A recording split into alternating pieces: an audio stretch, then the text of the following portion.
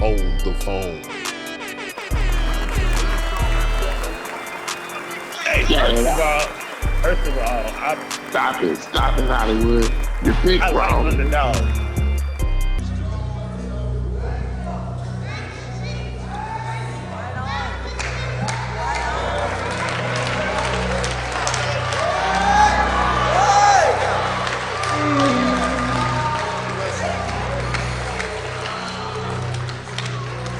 Giving honor to God, to our pastor, Reverend Jason Lawrence Turner, to all the clergy, our public officials, and to most of all the family of Tyre Nichols.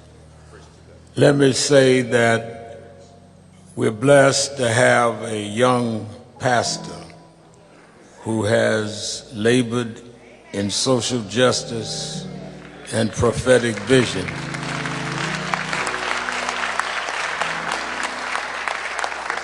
And who immediately said to let us celebrate Tyre here at this great church. People like Jason Turner not born in the ministry every day. A lot of ministers show up when the cameras show up and leave when the cameras leave. But he's been with us in Nan for many years, and he's a great giant in his own right. Give a hand to Reverend Jason Turner. Let me also say that I want to recognize there are other families that have come from around the country that know what Mr. and Mrs. Wells is going through, and all of the siblings. I want them to stand and be recognized because they know what it is to sit at a funeral like this. And I know the family of George Floyd is here. Stand up. Brandon Nationwide is on your side. The family, Botham John's sister is here. The mother, Philonis and Kiki is here of the Floyds. There's Botham John's sister, and Brandon, the mother of Eric Garner from New York, is here. Gwen Carr. The mother of Breonna Taylor, Tamika Palmer, is here.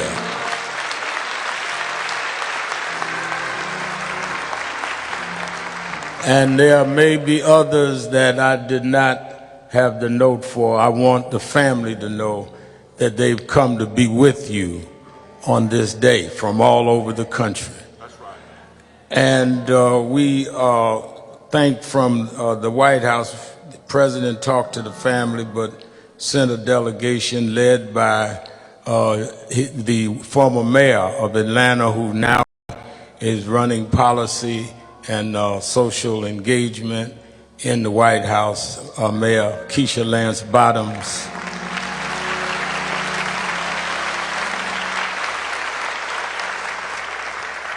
The head of infrastructure, the infrastructure czar of the country, former mayor of New Orleans, stand up, Mitch Landrieu is here.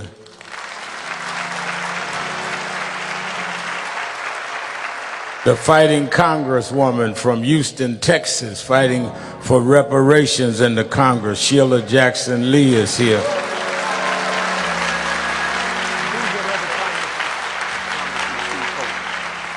And my friend and brother, the congressman right here from Tennessee, Congressman Steve Cohen is here.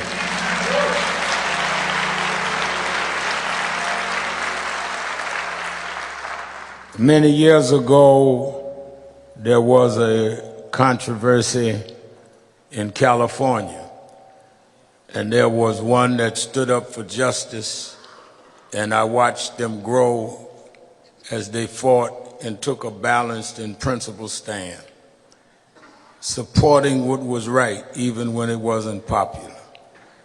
And they grew from one office to another. Every office they ran for, they predicted you couldn't win. the political polling told them they couldn't win, and they kept beating the polls. And they told her she shouldn't be here today. But the snow backed up, and she's here. The Vice President of the United States, Kamala Harris.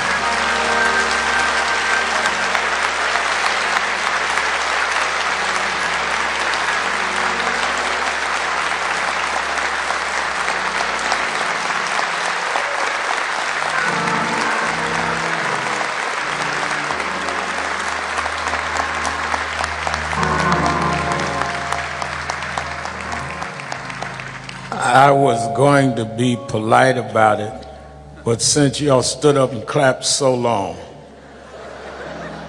wouldn't it be nice for her to share a few words with us? Come on up here so they can see you.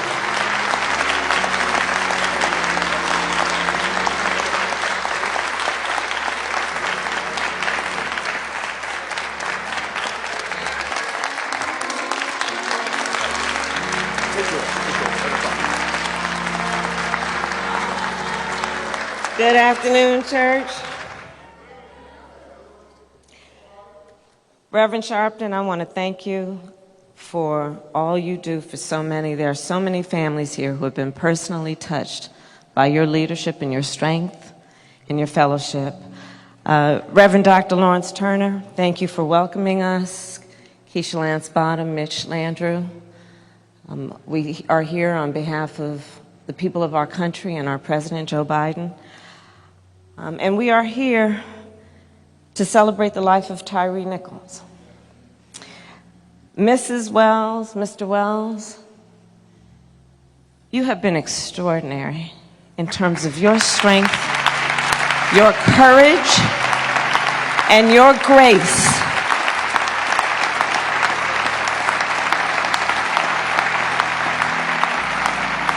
And we mourn with you. And the people of our country mourn with you. And I just have, I'm going to be very brief. Mothers around the world, when their babies are born, pray to God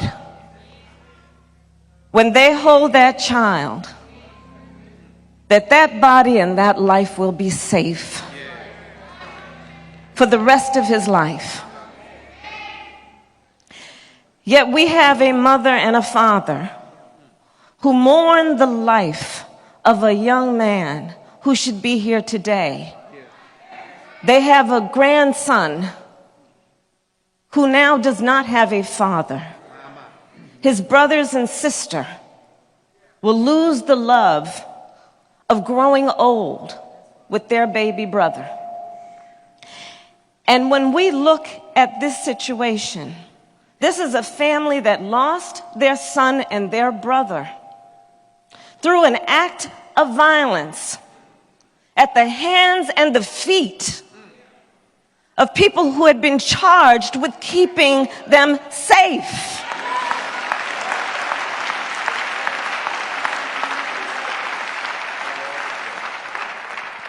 And when I think about the courage and the strength of this family, I think it demands that we speak truth. And with this, I will say, this violent act was not in pursuit of public safety.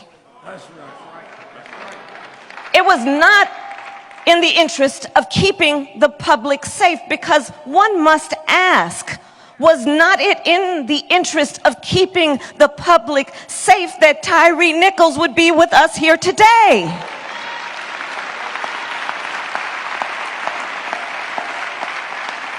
Was he not also entitled to the right to be safe? So when we talk about public safety, let us understand what it means in its truest form. Tyre Nichols should have been safe. So I'll just close by saying this. I was, as a senator, as a United States Senator, a co-author of the original George Floyd Justice and Policing Act. And as Vice President of the United States, we demand that Congress pass the George Floyd Justice and Policing Act. Joe Biden will sign it.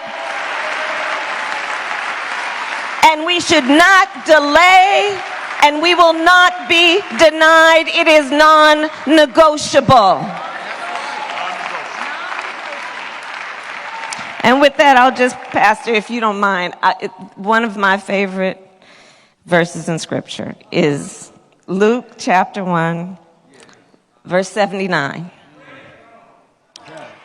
which tells us God will help us to shine a light upon those who sit in darkness and in the shadow of death, to guide our feet in the way of peace. Let our memory of Tyre shine a light on the path toward peace and justice. Thank you.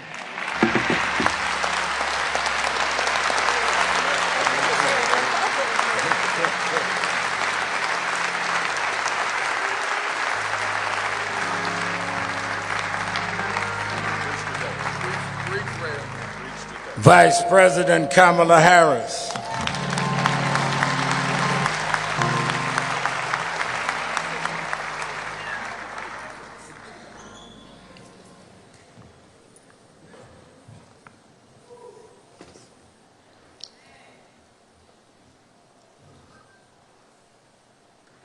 I want you to turn your attention very briefly to the 37th chapter of Genesis. It reads, "So Joseph went after his brothers and found them near Dothan.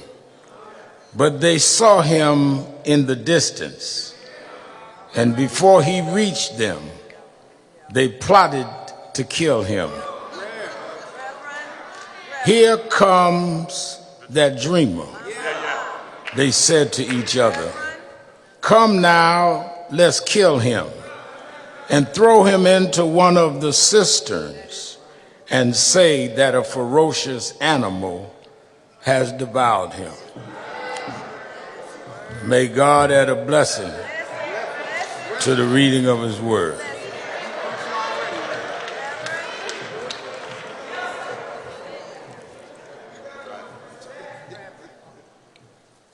Early this morning before dawn, I did what I often do when I come to Memphis. I went out to the Lorraine Motel. As a youngster, I joined SCLC, Operation Breadbasket. I had been a boy preacher in the Church of God in Christ, and my mother was concerned when I was 12 that I was getting too involved in looking at activism and Adam Clayton Powell and others. She took me to my bishop, Bishop F.D. Washington, who said, "I know what to do with him," and he brought me to Reverend William Jones, who led Dr. King's organization in New York, and Reverend Jesse Jackson. And at 13, the year Dr. King died, I was 13 years old. I became youth director of the chapter in New York. So it was my growing up in the King movement in the North after his death that makes me come to the Lorraine Hotel and look at the spot that Dr. King died. This morning, I took my youngest daughter, Ashley, with me. And in all of the ice, I told the story of how Dr. King had came to Memphis to fight for garbage workers, city employees that had no safety. 2 had been killed with a malfunction. And here we are, Ashley, 55 years later, looking at the balcony where Martin Luther King shed his blood for city workers, for black city workers, to be able to work in the police department, work in sanitation. And the reason why Mr. and Mrs. Wells, what happened to Tyre is so personal to me, is that 5 black men that wouldn't have had a job in the police department would not ever be thought of to be in an elite squad. In the city that Dr. King lost his life, not far away from that balcony, you beat a brother to death. There's nothing more insulting and offensive to those of us that fight to open doors. Man said, I didn't do nothing. You kept on going anyhow. Why do they go ahead? Because they feel that there is no accountability.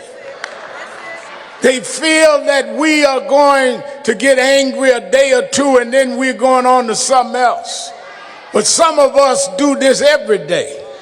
Some of us believe in the dream has to come true. Some of us are going to fight until we make this legislation happen. I don't know when, I don't know how, but we won't stop until we hold you accountable and change the system.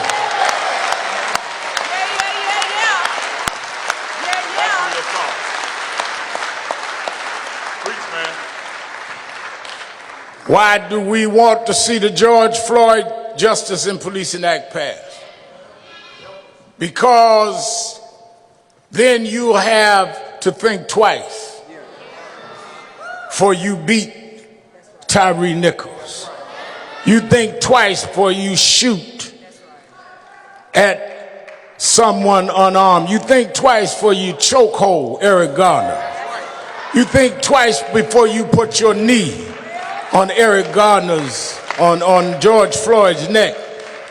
Because if you don't have qualified immunity, your wife would be telling you before you leave home, behave yourself. Because we could lose the house. We could lose the car. Behave yourself. Because our savings can be gone. You want to be a tough guy? Well, let's get rid of qualified immunity and see if you learn the same manners you have on the white side of town, you'll have some manners on the black side of town.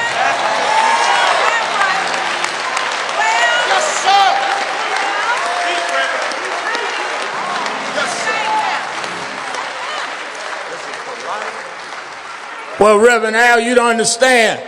How are they going to keep crime down in the black community and at the same time not be tough and rough?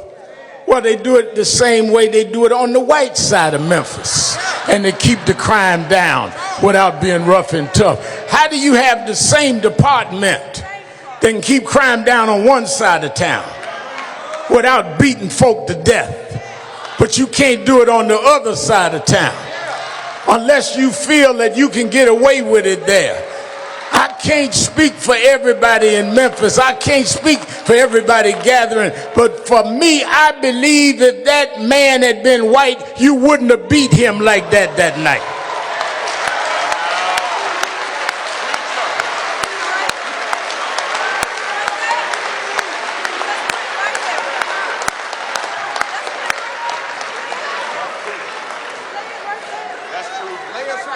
We're not asking for nothing special.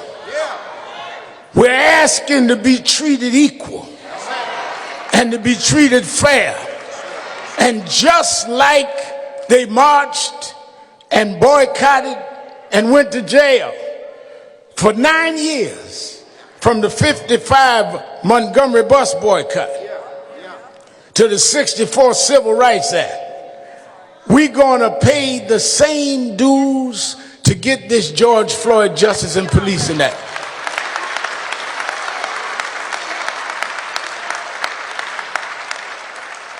Reverend, how long? I don't know how long. They didn't know how long it would be when they boycotted in the 50s. It's not about a timetable.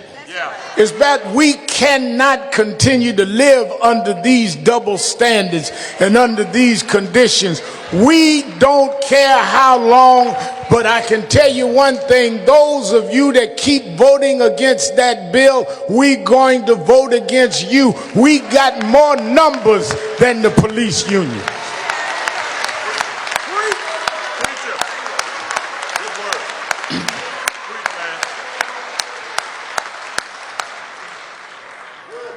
I believe that God will do for us what we'll do for ourselves. And even in the pit, Joseph never lost his faith. Joseph could have gave up. Joseph could have gave out, but in the pit, he still believed in the God of his fathers. And even as I stand over the casket of this innocent young boy, this young man, 39 years old, with a 4-year-old son that his mother and father and his siblings have to raise, I believe that God will take him, Tyre, out of that pit and use him as a symbol for justice all over this country. I believe that babies unborn will know about Tyre Nichols because we won't let his memory die. We're going to change this country because we refuse to keep living under the threat of the cops and the robbers.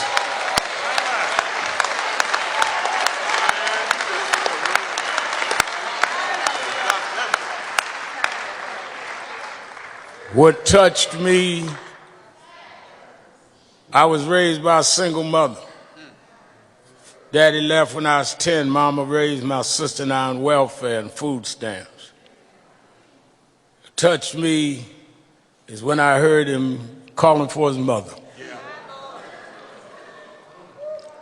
Just like George Floyd is calling for his mother. Something you'd have to be a black man, that the only thing between you and disaster was your mother. To understand what calling for your mother means. Somewhere deep in my heart, I understood Tyre. Because the only thing that kept the kids from laughing at my banana sandwiches in school, because she couldn't afford enough to put meat there, but Mama would make it all right for me. And he knew if he could just get Mother, that they would quit beating him and quit stomping on him. All he wanted to do was get home. Now home, Reverend Jermell Bryant, home is not just a place. Home is not just a physical location. Home is where you are at peace.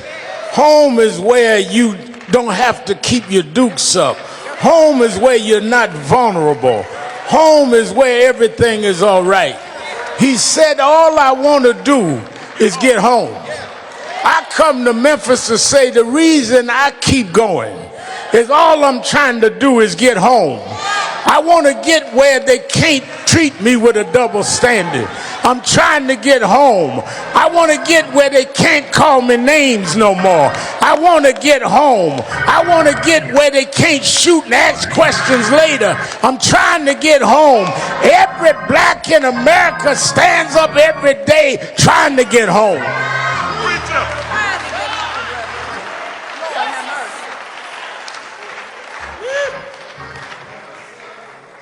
Last night, we went to Mason Temple, Church of God in Christ.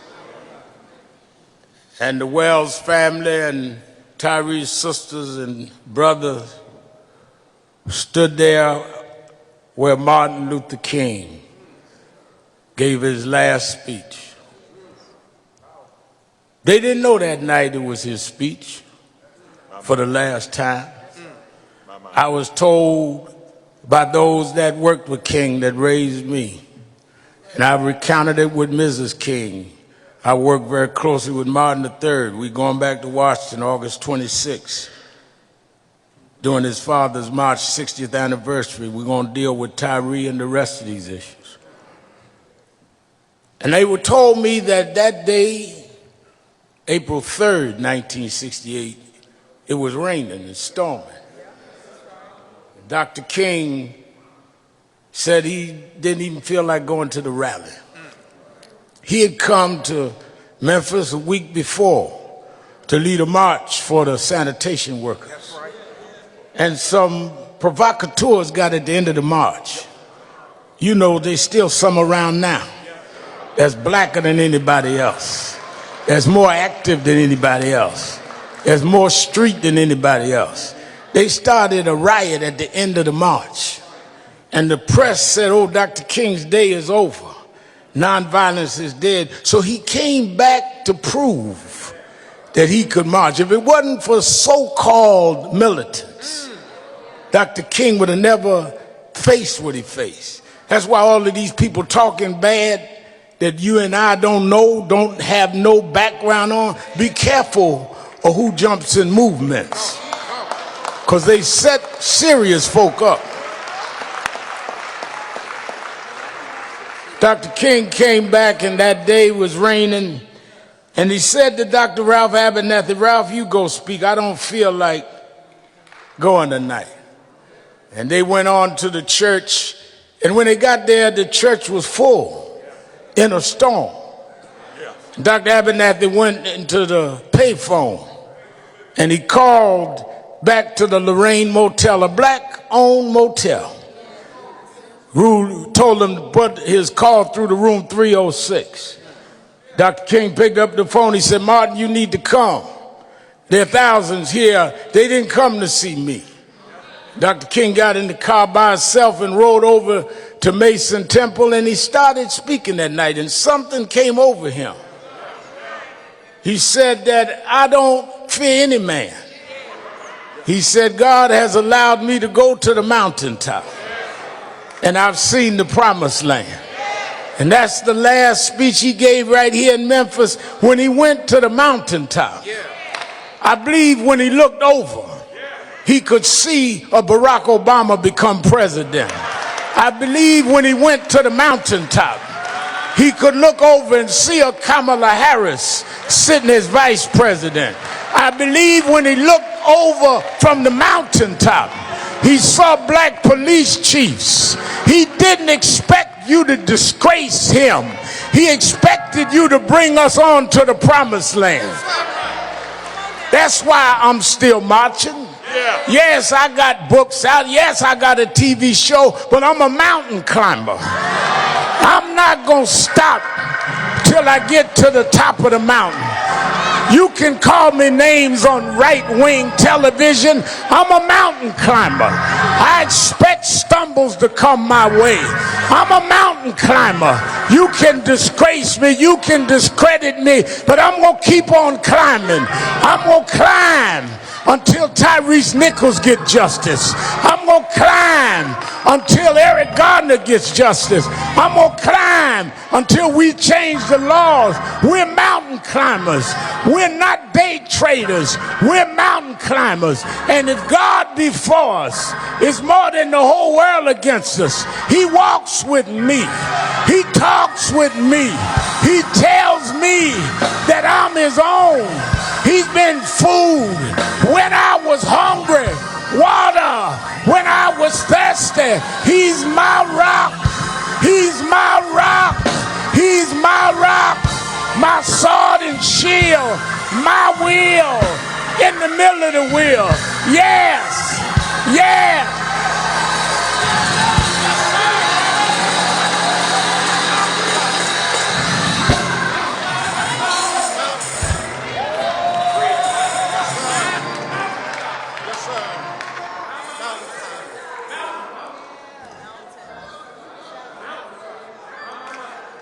Let us have a call to action.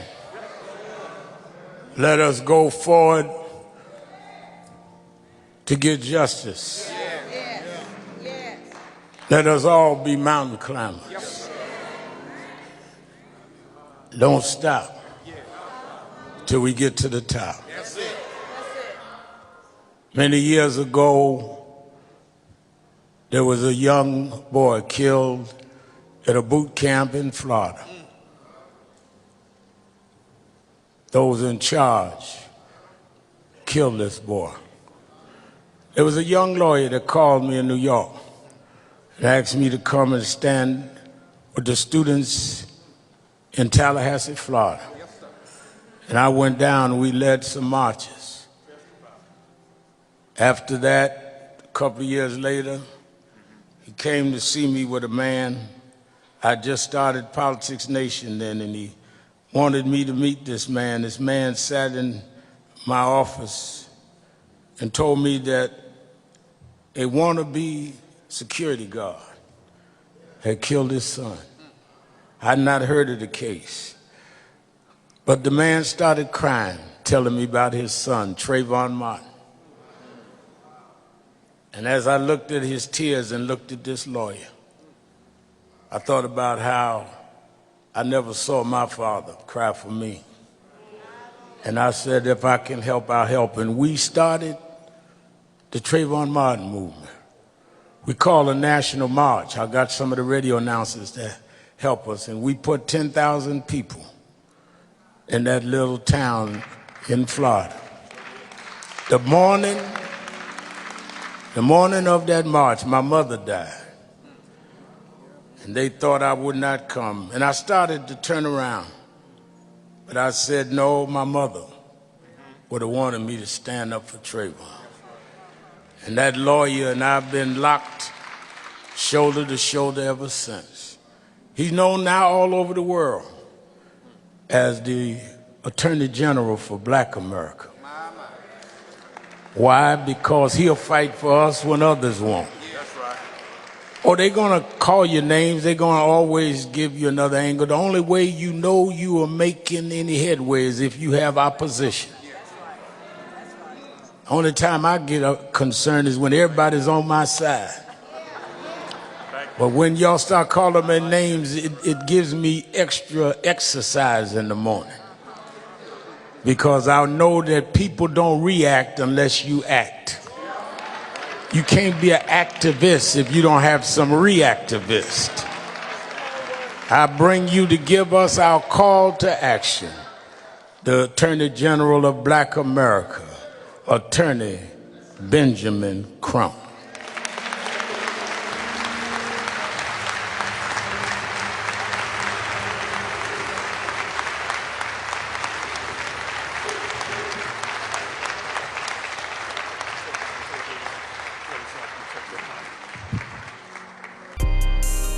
On the phone. Hey, first of all, Stop it, Hollywood. Your pick I like wrong. to know.